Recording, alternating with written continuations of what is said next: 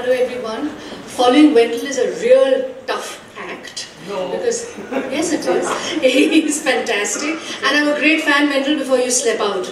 Just to let you know, I really enjoy your clothes and I believe what you say. So thanks so much for that.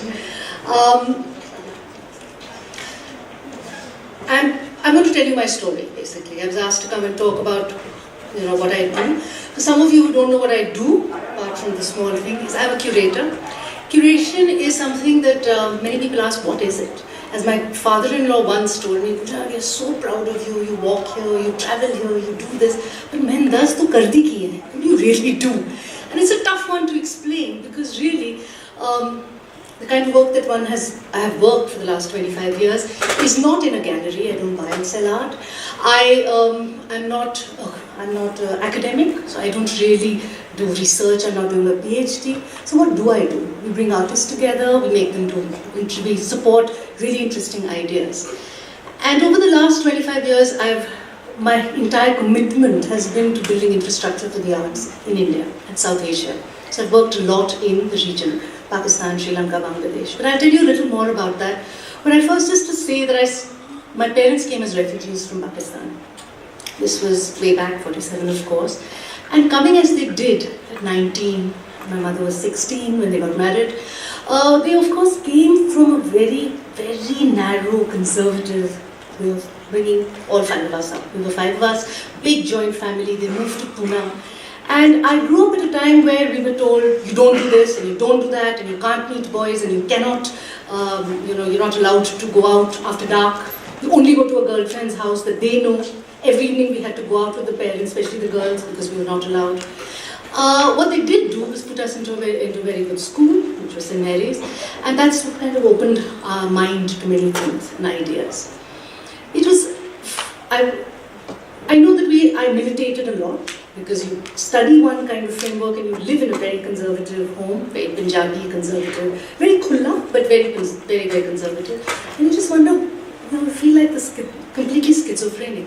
So I decided to choose my battles, and even then I said, okay, I will marry the person I want to marry, at least somebody I can talk to, because that's, we read Mills and Boons and what have you at that time, and you felt you at least had to care for somebody to be married to them. And I remember when I did get married, which was very early at 22, I did tell my husband the only condition I had, though I knew him before, was that I wanted to work. I said, this is something I will do. I hope that's okay with you, and that was fine. Don't forget that I had to fight with my parents I did a BSc Mathematics, and not because I loved the science, because I was actually an arts person, but because it gave me freedom to get out of the house, and it was because I had 3 brothers, and it was like, I'm better than them, I can also do it, because bright people do science. So you'd make choices for all the wrong reasons. I went on to do an MBA and then got married. I was in Chandigarh, where I had both my children. I was in a joint family with in-laws, adoring and lovely people. And I had to come out, make a life, fresh, no friends, new. And I did. I did all the things that young girls at 22 and 23 do. Bring up your children, have friends, join some kiddie parties, do the stuff, learn how to cook, learn how to do it. And I did it with a great excitement because I didn't know how to do it. I didn't know how to cook when I got married, and I did it. But I was at some point feeling, because all my MBA friends were going on to become managers at Taj and all, I just felt that I was losing out on something because I always did want to work. So I went back to university in Chandigarh, and I did a master's in art history because I just loved the arts. I always read, I played the piano, I used to do Kathak, I just loved all of that. And I did it just for fun, nothing else, just fun. It was 2 years I did an MA, and I have to say that I did very well. It was with kids and running all of that, as we all did, as Wendell very beautifully said. You go home, you get up in the morning, send the kids to school, run for classes, come back, teach them, etc. And I did it because I wanted to do it. And then I moved on. And even then, my father said, you've studied so much, why are you doing it? And I said, just because I like it. They said, okay, she's mad, but let her do it, it doesn't matter. When I went to Delhi, and that's when my story begins, I took up a job, my first job, when I put both my kids on that school, they were finally going full-time to school. So I started very late, I started at 30. I started my career at 30. I ran a gallery for a corporate house called Aisha. Aisha Gallery, the people who run make tractors, etc.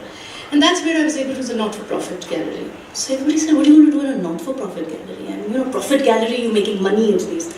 But I was able to play out my ideas. We did some beautiful exhibition, including one in 1997, which was India-Pakistan, which was really looking at 50 years of independence. But to my mind, how can you talk about independence without talking about partition? And it was very real to me because I'd grown up with stories of partition. It was then that we also started Khoj. I have a bit here. We started Khoj, which was set up, 7 of us put 1,000 rupees each, and the 7, you will be surprised to know, are people like Subodh Gupta, Bharti Kher, Anita Dubey, people who are now really in the forefront of contemporary art practice, some of the top artists in India. And we started this together. I've been working with them anyway at Aisha Gallery. And we said we want to do something which is for us. It has to be something that we build. You know, forget the galleries, we want to build networks, we want to build international networks. And so it was a space for artists and by artists. The first year we did it at Aisha, where Mr. Vikram Rabe kindly said you can use that. You know, those were before email, so we had to send telexes and faxes, and you know, we didn't have to write all that up, and we needed support. And none of us were earning that well. The next 2 years we ran it from my house because the Aisha Gallery closed, and I was just running this 6 months of my time trying to make a career. And when we started this, it was really doing an event on the outskirts of Delhi. 2 weeks where we bring in international artists, 12 international artists, 12 Indian artists, just to make work. And we did the most amazing projects. That was Subodh Gupta's first thing that he did in Countdown. This is a Pakistani artist behaving like she just landed from Mars. This is Nikhil Chopra, who does beautiful performance art more recently. Anyway, that's not the story. I won't go into what the art making that we did. But very soon, I began to feel that we needed to also have a space that was outside of my home. And we raised my first bit of money from HIVOS, where we went on to set up a little office somewhere in South Extension. From there on, we continued to work very hard, we raised more money. And one of the things I learned after running Aisha was that I was never going to be dependent on funding from a corporate home, because that can close anytime. So I had to learn how to run an autonomous body myself. One of the key things that I did, and I was given that opportunity, was to set up what is called the South Asian Network for the Arts. We set up similar organizations like Khoj in Pakistan, Sri Lanka, Bangladesh, Nepal. And I traveled for almost 4 years, in and out in very dangerous Biman Airlines and Pakistan Airlines, really talking to artists across the region and saying, let's build a network. At a time when visas were difficult, and continue to be. At a time where there was hostility between Pakistan and Bangladesh. India-Pakistan continues to be, but including Bangladesh and Pakistan, which was post-71. At a time when Sri Lanka was going through a 20-year civil war. And I know we worked with artists in Sri Lanka who were also very tentatively trying to work in Jaffna, which was a very difficult Tamil area during the Tamil Ilam. And in fact, they opened a beautiful exhibition there, which I was very happy to have supported and worked with, where the person who was the chief guest wore a black band and was the chief of the Tamil Ilam. But it was in this beautiful library, which had been burnt down by the Sri Lankans and then built up again at that point. Which was the Sri Lankan artist from Colombo who took a body of work saying this is what war has meant to us. And it was a very, very, very sobering and very important moment. The fact that we took an exhibition to Pakistan at a time when, in 1998, at a time when we were both being declared nuclear countries, but we actually had people-to-people contact, and we did it at the National College of Art with Salima Hashmi, who was Faiza's daughter, who took that possibility. And that's when you realize how similar we were, and the possibilities of people-to-people exchange, and what art can do to broker just friendship, and to broker, as Vendel so beautifully said, a generosity of spirit that you need to share all the time. Because we really indeed are the same. And to me, that has been one of the greatest things that I've been able to do and to work with. So this is our South Asian network. Can you just move ahead? In 2002, we had a studio, a tiny little studio in Khilki village, which we then had to whip into space to do residencies, and I was really the only paid member because I used to raise the money for my salary and for one young peon. And it was in 2002 and it was normally the other artists who would work pro bono, but then they would participate in all the workshops. I was the, I didn't know what to call myself. Was I a curator? Was I an art manager? What was I? And we had this tiny little space called Khoj, which we then had to learn how to run, which I did. And in 2010, after getting a lot of funding, including from Ford Foundation, I think I could write proposals and reports in my sleep, because that's what I used to do all the time. Also ensure that we delivered. In 2002, Hivos came to us and said, came and said, hello, we've supported you for 10 years. How long? It's going to finish. How are you going to sustain yourselves? And there was that wake-up call, and we said, oh my God, we need to get some money in the bank. We were extremely fortunate to have got 3 years from the Norwegian embassy, but it was at that time that we went back to all the big artists who had gone through Khoj, who had done so much, who had loved being part of Khoj, and they gave us some work, and we made a portfolio, and we raised $1.5 crore to buy the building next to Khoj. We were broke, we had put that money in, we bought the building. Then we said, okay, now we want to put it together. No point having two old buildings which are leaking and in a mess. And how are we going to run that? So we went back again and raised another $1.5 crore by selling artist portfolios again. So we went back to a whole bunch of artisans. Can you give us one photograph, one small sculpture, one something? And we renovated that building. Can we go to the end of the slides, please? Right at the end. So today we have a beautiful, about 3 years ago, we have a beautiful little building which has 5 studios, 3-bedroom apartment, last year. This is some of the projects that we supported, which were extremely experimental, which have in a sense built and contributed to what contemporary art today is. A lot of what people say is, God knows what this is this art at all? But yes, if you look at performance art, you look at the kind of medium that we worked in, which was also sound. Next please. Next please. We worked with fashion, by the way. We had 4 fashion designers who came and worked with artists and did installations. Next please. We have a small program for young artists who come and stay there. Next please. We won't go into this. Next please. This was, of course, our first few. We've had over 300, this is an old statistics, we had over 500 Indian and international artists across working at Khoj. Next please, next. We also supported 3 projects across India. One was called Periphery in the Northeast, and it was on this beautiful industrial barge, which became a site for cultural production in Guwahati. It was run by a young organization, and we did several programs there. Next please. This was the first ever performance art festival, and this was this Pakistani artist who, how artists are, they ask for the strangest things, and when we asked for a tech list, she said, I want a pair of warm goat lungs. We said, yeah, thanks. But that's what we needed. And it was really a performance where she breathed, and it was about making breathing manifest. You stand there in a circle, chalk circle, and she was with a ticker tape, and it just went on for almost 25 minutes, where she just talked about how you inhale and you take, and you actually see what does breath mean? That very important thing that we call life. Next please. We worked a lot with technologies. So this is a lot of looking with new technologies. Art and gaming. Can we just go to the end please? This is a lot to do with new media and technologies and sound. Next please. A lot in public realm. We work a lot in the community of Khirki, so a lot of projects working with the local Africans, local Afghan and the local Bihari communities that make for Khirki. Next please. And we work very internationally. So we worked with the Tate Modern, we worked with Hans Ulrich Obrist, who's one of the top curators in the world in India. We came out with a book. And these are the, can we just go to next please? And this is what our studios really look like. Next. Next please. Next.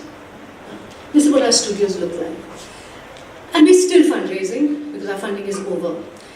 And I'd like to, this is just the story of how we built this up from being an event to this. I think one of the most important things, and I think it shocked me when one of my cousins turned around and said, Pooja, bahut acha hai, you at least, keep yourself so busy, you have a good hobby. And I remember looking at him in shock and turning around and saying, it's not a hobby, it's my career. It's because people did not understand that what you do with passion and and you do all the rest, have your children, etc., is your career, because it meant very much that to me. And I think the most important thing for me to tell young girls who might have similar questions is that if you don't believe in yourself and you don't take yourself seriously, as we often do, we're very deprecating. We often say, oh, I just do this, and actually I just do that because I like it. No, if it's something that means something to you and it is your career, just say it and believe in it, because nobody's going to take you seriously if you don't take yourself seriously, honestly. And I think if you don't do that, you might as well just give up. Because we still live in a patriarchal community, which is why summits like this are so important. However broad-minded our families may seem, somewhere there's always the girls must get married on time, girls must settle. What is settle? We're never settled. I'm not settled. I'm 54. My kids are still doing this. I'm still wondering what I'm going to do next after JKK and what will I do after that. What do you mean by settled? And if you do decide to do that, then maybe to make that very clear, that to make that choice of what you want to do. You may well want to be a homemaker, which is great. Make that choice and know that you're making a choice, either way. I also feel, and I was watching, I think Chanda Kochhar on TV 2 days ago, where she was talking and she was being interviewed. She would have been a great person here, where she was being interviewed about how did she manage home and how did she manage health and what did she think about work-life balance. And she said, without saying it, where she really just said that, look, there was a time where I decided I almost didn't want to do this, and but I knew I wanted to work and I knew I wanted a career. So I just did it. My kids happened, husbands happened, I managed to drop them and fetch them, and then none the worse for it. So I think it's about making a choice and being absolutely sure that you want to do that. And in the arts, which strangely, when I came into the art world, and that was 25 years ago, it was actually women who were mostly in the arts and continue to be, because it was seen as the soft thing. Parents will say, you can open a gallery because you can be a teacher. It doesn't matter if you think teaching is very important and you're shaping lives. The fact that you're running arts and the kind of art that we do, which is really shaping and thinking about innovation, you should do that. But to actually do something in the not-for-profit, to carve a niche for yourself, which was nobody understood. The term art management did not exist. In fact, we run a whole course on arts management saying that it's a very important, serious genre of working, and we should really be proud to be arts managers. Everybody doesn't have to be just an artist, or doesn't have to be a curator. You can be an arts manager because you make things happen, and that's important. So I think it's about just having to fight every bit of it, and mostly to fight with yourself, to not give in to the pressures that we often feel that we are supposed to actually play act. You have to play it. Oh, all this is so light and it doesn't matter. Of course we get tired, and of course we need me time, and of course we need to be appreciated that we do all that we do, and it's okay to ask for help. It's okay to tell your family that actually I'm very tired today. I don't think I can do that. And I've said that to my kids very often. Yes, I work. I come back very tired, and I don't think I can do that. My kids are young men now, but yes, it's been important to be able to say that, because they begin to respect you and will then hopefully respect their wives, etc. in the future, because it's okay, That's it. Thank you.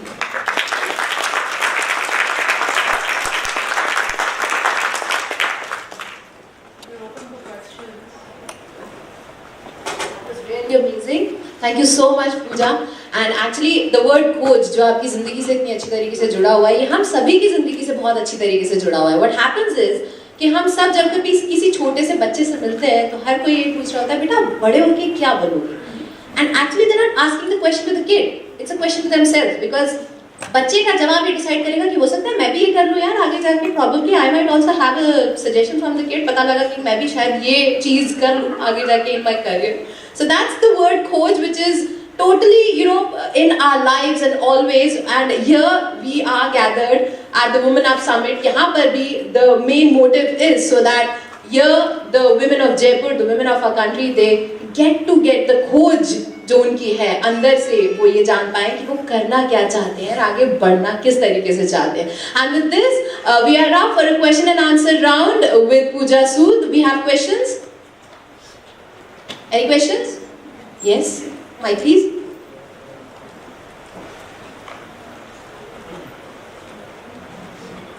Yeah. Hi Pooja, you've been a great inspiration. I do a little bit of arts, and I've been a great visitor to Khoj whenever I go. I hear about the Khidki festival and I see how Khidki is so instrumental in getting everybody together, you know. But as a young girl, I would go to an art gallery and I would be told, don't touch this. I think I love Khoj for the matter of fact that you're allowed to touch, you're allowed to see, and how everybody is involved. You know, I think it must have been double difficult for you, like you mentioned, as a, not as an NGO but non-profit, to do this, you know, substantial work that you do in terms of art. What is it that you look for either in an artist or in an art practice as a curator per se, that makes you want to, you know, put it together, or makes you want to work for that artist or work with that artist? Having worked with many artists and having betted on many artists, because it's not that we work with only the ones that who are fantastic and we know are. In fact, we don't. We work with emerging artists and emerging art practices. I think it's the idea. It's really that, God, I never heard of that. That sounds really good. And what is it that they could do with that? And we're willing, and we do say that Khoj is a place that is a safe space to fail. And therefore we take, as Khoj, we take many risks. And we're willing to take those risks and fail. So curatorially we take many risks. Who would have thought that art and gaming could be anything? But if you don't take that risk as an institution, then what the hell? I mean, how can you tell artists to take risks? And to say it's okay, it didn't really work, so what? You got somewhere. Yeah? So I think it's the attitude of the artist. Of course, skill does matter. I mean, you can't have a great idea but no skill. But I think it is finally the idea that really excites us.